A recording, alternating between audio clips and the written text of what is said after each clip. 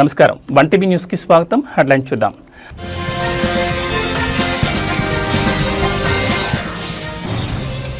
అనంతపురంలో ఎన్టీఆర్ భరోసా పెన్షన్ల పంపిణీ పాల్గొన్న జిల్లా కలెక్టర్ డాక్టర్ వినోద్ కుమార్.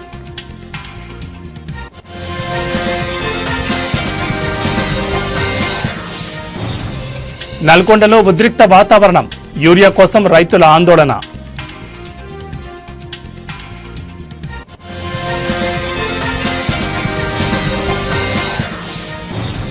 నాలుగేళ్లు తెలంగాణలో చదివితేనే లోకల్. తెలంగాణలో లోకల్ కోటాపై సుప్రీంకోర్టు సంచలన తీర్పు.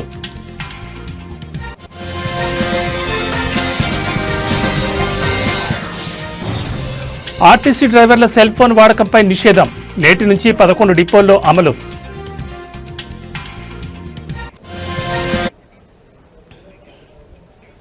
అనంతపురం రూరల్ మండలంలోని చియ్యేడు గ్రామంలో ఎన్టీఆర్ భరోసా పథకం కింద లబ్ధిదారుల ఇంటి వద్దకే వెళ్లి జిల్లా కలెక్టర్ డాక్టర్ వినోద్ కుమార్ స్వయంగా పెన్షన్లు పంపిణీ చేశారు.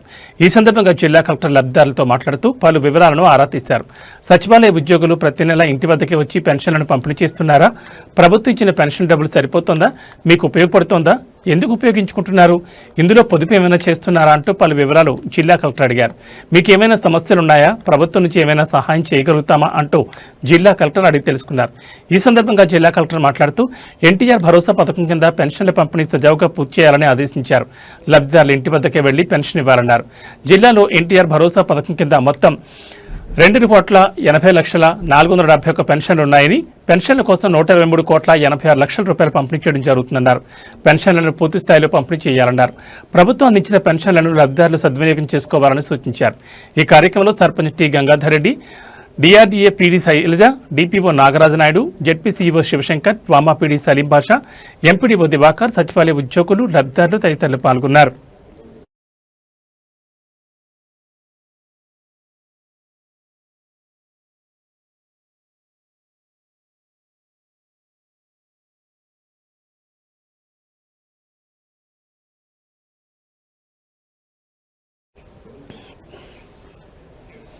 ఉమ్మడి వరంగల్ జిల్లా ఉద్యోగ సంఘాల ఆధ్వర్యంలో హనుమకొండలోని అంబేద్కర్ విగ్రహం నుంచి వరంగల్, హనుమకొండ జిల్లాల కలెక్టరేట్ల వరకు ఉద్యోగులు భారీ ర్యాలీ నిర్వహించారు. ఈ సందర్భంగా ఉద్యోగ సంఘాల నాయకులు తమ డిమాండ్లను తెలియజేశారు. ఈ రోజున పెన్షన్ల విద్రోహ దినంగా ఉద్యోగులు భావిస్తున్నారని నాయకులు తెలిపారు. ప్రభుత్వం తమ సమస్యలను వెంటనే పరిష్కరించాలని వారు డిమాండ్ చేశారు. ముఖ్యంగా పెండింగ్లో ఉన్న డిఏలు, పీఆర్సీ బకాయిలను వెంటనే విడుదల చేయాలని కోరారు.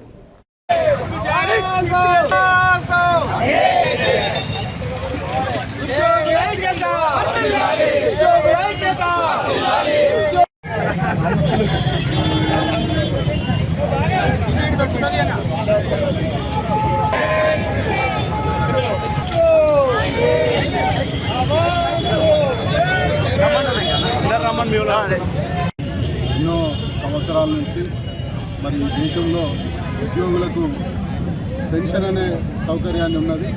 మరి 21 సంవత్సరాల క్రితం 1/9/2004 నుండి మరి పెన్షన్ను రద్దు చేసి 2004 నుంచి వచ్చిన ఉద్యోగులకు కాంట్రిబ్యూటరీ పెన్షన్ అనే ఒక స్కీమ్ను ప్రవేశపెట్టడం వల్ల ఈరోజు ఉద్యోగులందరూ కూడా ఆందోళనలో ఉన్నారు. మరి ఆ దుర్మార్గమైన ఒక ఆలోచన, మరి ఉద్యోగులు 30-40 సంవత్సరాలు ప్రభుత్వంలో సర్వీస్ చేసిన తర్వాత వాళ్ళకు ఒక భద్రత లేకుండా మరి సిపిఎస్ ద్వారా మరి వాళ్ళ భవిష్యత్తు అనేది ఒక ప్రశాంతంగా ఉన్న సందర్భంలో మరి ఈరోజు దేశవ్యాప్తంగా కూడా మరి ఆందోళన జరుగుతూ ఉన్నది. మరి తెలంగాణ ఉద్యోగ జాయింట్ యాక్షన్ కమిటీ ఈరోజు పెన్షన్ విద్రోహ దినం సందర్భంగా ఇక్కడ ఈ నిరసన దీక్షను ప్రకటిస్తున్నాం.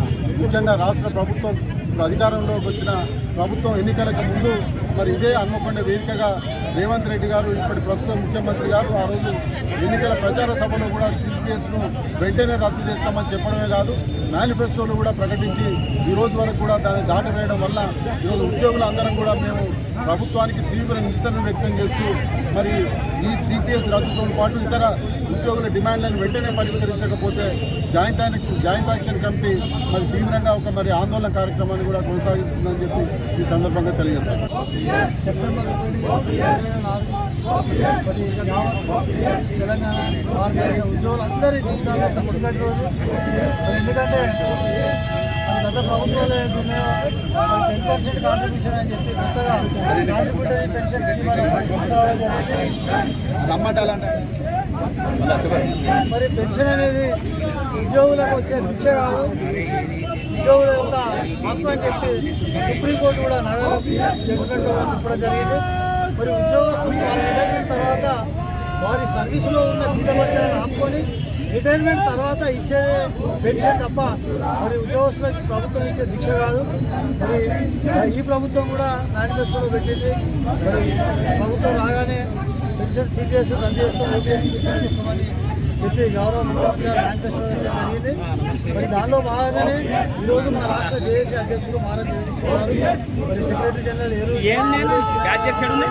33 జిల్లా కేంద్రాలలో కూడా ఉద్యోగ ఉపాధ్యాయ కార్మిక దేశాధికారుల పక్షాన మరి ముఖ్యంగా ఇక్కడ వరంగల్ హన్మకొండ ఉమ్మడి జిల్లాల జేఏసీ పక్షాన కూడా పెద్ద ఎత్తున కార్యక్రమాలు తీసుకోవడం జరిగింది. దీని తర్వాత మధ్యాహ్నం 3 గంటలకు మరి ఆర్టీసీ కళాతోరణంలో కూడా పెద్ద ఎత్తున మా రాష్ట్ర నాయకత్వం కార్యక్రమం తీసుకున్నది.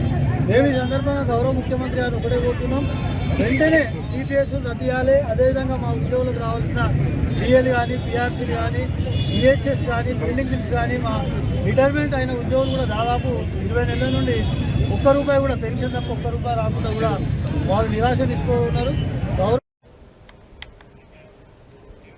రాజమండ్రి ప్రభుత్వ ఆసుపత్రిలో హెడ్ నర్స్గా పనిచేసి ఉద్యోగ విరమణ చేసిన మాజీ ఎంపీ జీవి హర్షకుమార్ సత్యమణి శ్రీమతి సరళకుమారికి ఘన సత్కారం జరిగింది. రాజమహేంద్రవరంలోని ప్రకృతి వేదిక ఫంక్షన్ హాల్లో జరిగిన కార్యక్రమంలో పలువురు ప్రముఖులు ఆమెను సత్కరించి శుభాకాంక్షలు తెలిపారు. ఈ కార్యక్రమంలో అనపర్తి ఎమ్మెల్యే నల్లమేలి రామకృష్ణారెడ్డి, అనపర్తి నియోజకవర్గం తెలుగుదేశం పార్టీ పరిశీలకులు ఆకుల రామకృష్ణ, తూర్పుగోదావరి జిల్లా తెలుగుదేశం పార్టీ సాంస్కృతిక విభాగం అధ్యక్షులు సత్తి దేవదానాబాబా తదితరులు పాల్గొన్నారు.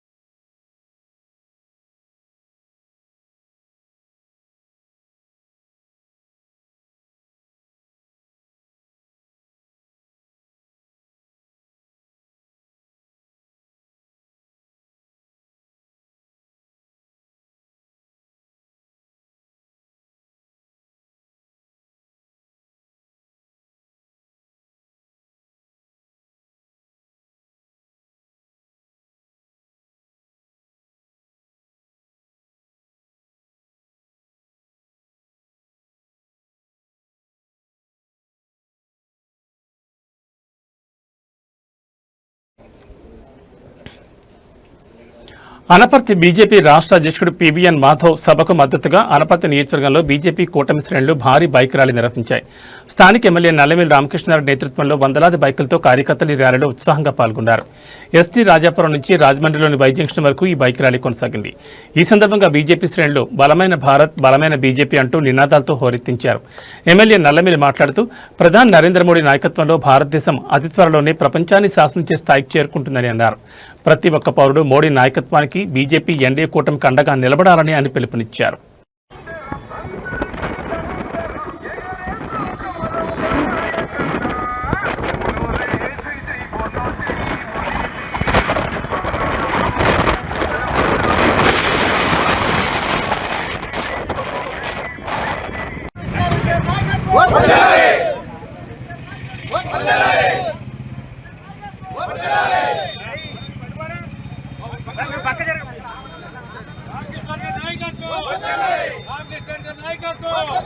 भारत माता की भारत माता की भारत माता की भारत माता की भारत माता की भारत माता की भारत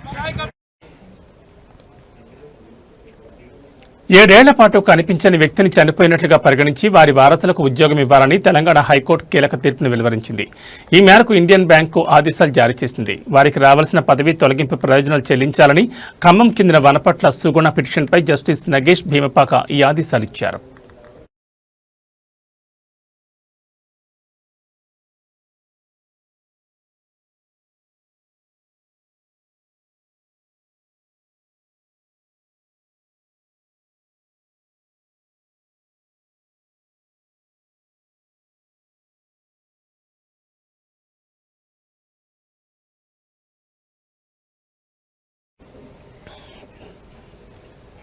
రాష్ట్ర వ్యాప్తంగా పలు జిల్లాల్లో రైతులు ఎరువుల కోసం తీవ్ర ఇబ్బందులు పడుతున్నారు. యూరియా సరఫరాలో జాప్యం, అధికార నిర్లక్ష్యంపై వారు ఆగ్రహం వ్యక్తం చేస్తున్నారు.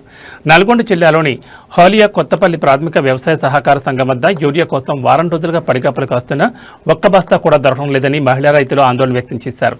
స్థానిక ఎమ్మెల్యే కుందూరు జయవీర్ రెడ్డిపై వారు తీవ్రంగా మండిపడ్డారు. సిగ్గు లజ్జ ఉండాలి. నువ్వు ఎదురు చేసినందుకు పనికి మళ్ళీ ఎదవాలని జరుగుతూ ఎమ్మెల్యే పదవి చేస్తున్నావు. నువ్వు పనికి మళ్ళీ ఎదురు ఎందుకు చేయాలరా? నువ్వు ఓటు చేయమని చేస్తున్నావురా? మమ్మల్ని కాలు పట్టుకున్నావు ఎత్తుందిరా? ఇలా ముప్పై చేస్తున్నావు. పనికి మళ్ళీ ఎదవ చేయొద్దు, రావద్దు. నువ్వు ప్రపంచానికి ఎందుకు వచ్చినావు? ఊపిరి పెట్టిన దానికి ఎందుకు? నేను మొగవానే నీకు తోపనే చెప్తున్నావు. కూడి లేక నీళ్ళు లేక అవధానం ఎత్తుకునే కూర్చున్నావు. ఇవాళ 10 రోజుల సంది ఏమిటికి వాళ్ళని నీరిచ్చి దిక్కులేదు, భూపెట్టి దిక్కులేదు. పిల్లలు ఇడిచిపెట్టి ఇలా పండుకుంటే అవతారం ఎత్తుతున్నాము. నువ్వు ఇచ్చే ఒక్క ఊరే కట్టకు. మోడీ ఏమన్నావు? అసలు పని చేస్తే అయిపోతుంది. రామడుగు 15 రోజుల నుంచి పంతున్నా ఒక్క ఊరే కట్ట దొరకాలి నాకు. 15 రోజుల నుంచి పండుకుంటే చేసిన దిక్కులేదు. ఏమిటికి ఇస్తున్నావు? ఏమిటి పెట్టాడు కాంప్లైంట్? ఓడి పెట్టమన్నాడా? ఓడి చేయమన్నాడా? 10 రోజులకు ఒకసారి ఇస్తా, ఈ 10 రోజులకు ఒకసారి ఇస్తా మంచి కంప్లైంట్ ఇవ్వాలి. 100 ఊర్లలో పెట్టి కొట్టుకొని కావాలని చేసిండ ఇది చేయమని చెప్పిండా?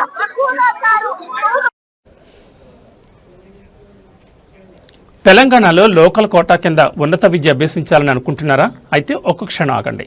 స్థానిక అంశంపై సుప్రీంకోర్టు సంచలన తీర్పునిచ్చింది. తెలంగాణలో వరుసగా 9, 10, 11, 12 తరగతులు చదివితేనే లోకల్ అంటూ స్పష్టం చేసింది.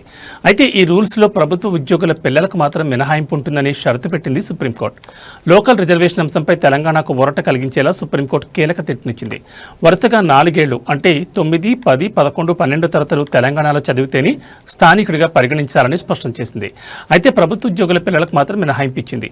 స్థానికత అంశంలో రాష్ట్ర ప్రభుత్వం జారీ చేసిన జీవో నెంబర్ 33కి అత్యున్నత న్యాయస్థానం పూర్తిస్థాయి మద్దతు తెలిపింది.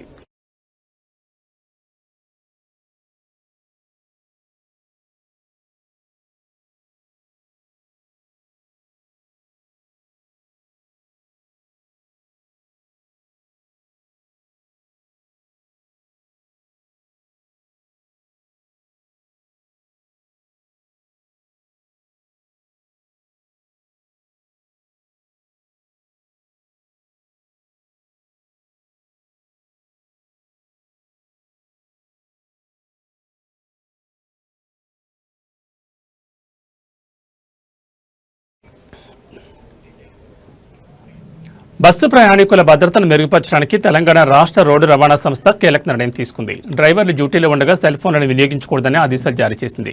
దీని ద్వారా డ్రైవర్ల నిర్లక్ష్యం వల్ల జరిగే ప్రమాదాలకు అడ్డుకట్ట వేయొచ్చని సంస్థ భావిస్తోంది.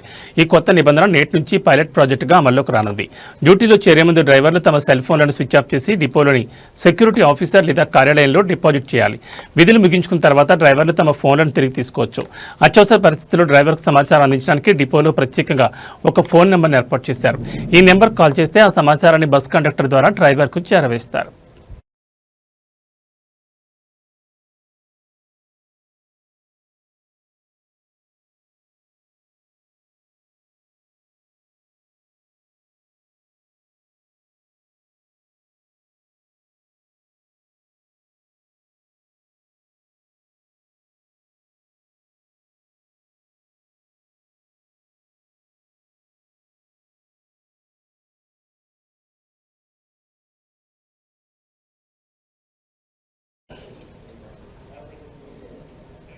కేంద్ర దర్యాప్తు సంస్థ సిబిఐ పరిధిలో ఉన్న 7,072 అవినీతి కేసుల విచారణ పలు కోర్టుల్లో పెండింగ్లో ఉందని కేంద్ర నిఘా కమిషన్ సివిసి వార్షిక నివేదిక వెల్లడించింది.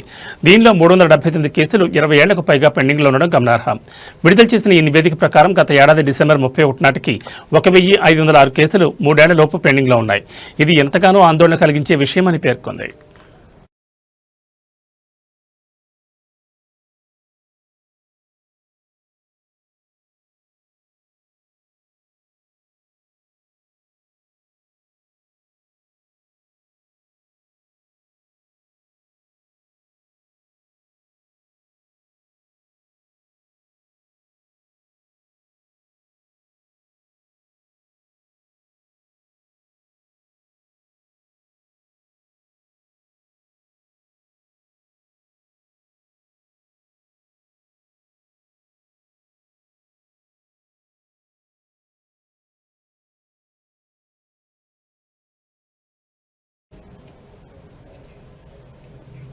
నల్గొండ మహబూబాబాద్ జిల్లాల్లో యూరియా కొరత రైతులను తీవ్ర ఇబ్బందులు గురిచేస్తోంది. యూరియా కోసం రైతులు ఉదయం నుంచి ప్రాథమిక వ్యవసాయ సహకార సంఘాల వద్ద బారులు తీరుతున్నారు. నల్గొండ జిల్లాలోని నాగార్జున సాగర్ మండలం కొత్తపల్లి గ్రామంలోని ప్రాథమిక వ్యవసాయ సహకార సంఘం వద్ద రైతులు భారీ క్యూ లైన్లలో గంటల తరబడి ఎదురుచూస్తున్నారు. యూరియా పంపిణీలో జాప్యం జరుగుతోందని రైతులు ఆవేదన వ్యక్తం చేశారు. మహబూబాబాద్ జిల్లాలోని కేసముద్రం మండల కేంద్రంలో రైతులు పోలీస్ స్టేషన్ ముందు ఆందోళన చేపట్టారు. యూరియా సరఫరాలో జాప్యం జరుగుతోందని వెంటనే యూరియా ఇవ్వాలని డిమాండ్ చేస్తూ నినాదాలు చేశారు.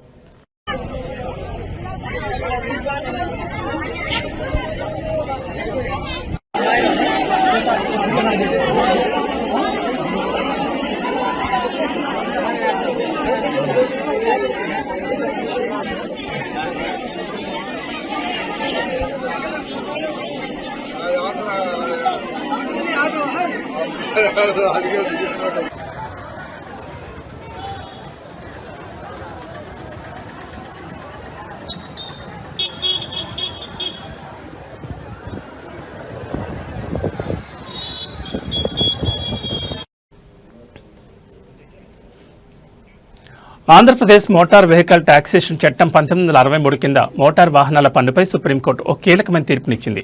పబ్లిక్ ప్లేసెస్, ప్రభుత్వ మౌలిక సదుపాయాలపైన రహదారులు, జాతీయ రహదారులలో వాహనం నడపకుండా ప్రైవేట్ స్థలాలకే పరిమితమైతే పన్ను కట్టాల్సిన అవసరం లేదని కోర్టు తెలిపింది.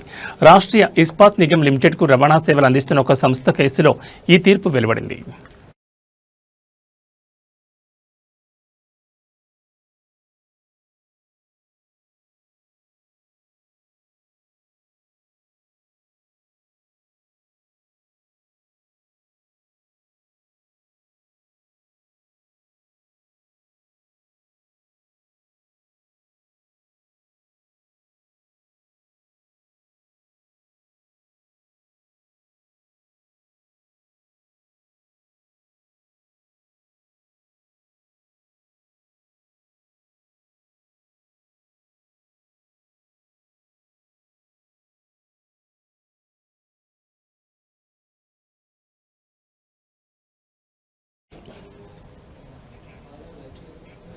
దివంగత కమ్యూనిస్ట్ నాయకులు సురవరం సుధాకర్ రెడ్డి గారి సతీమణి విజయలక్ష్మి తమ వారసత్వ ఆస్తిని ప్రజల అవసరాల కోసం విరాళంగా ఇచ్చి గొప్ప ఆదర్శం చాటారు.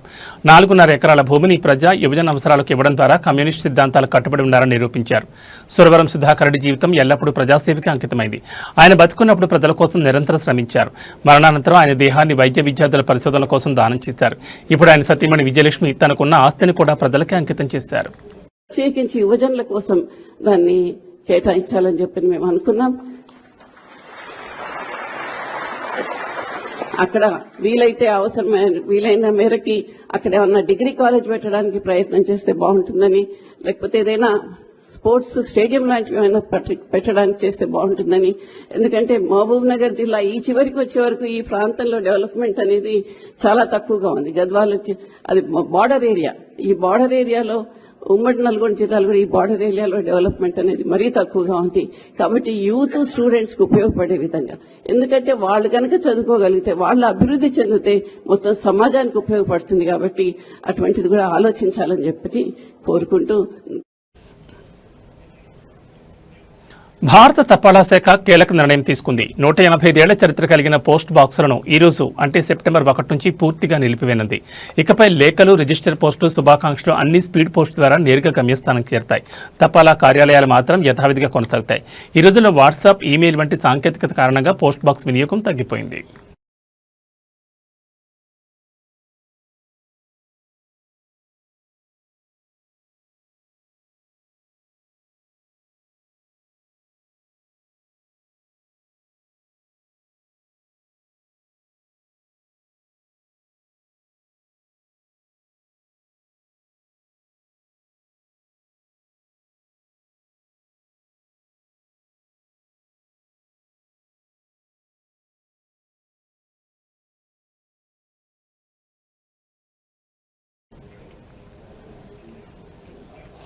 ప్రధాని నరేంద్ర మోడీ ప్రసంగించే మన్ కీ బాత్ కార్యక్రమాన్ని అనపర్తి ఎమ్మెల్యే నల్లమిల్లి రామకృష్ణారెడ్డి రాజమహేంద్రవరంలో తిలకించారు.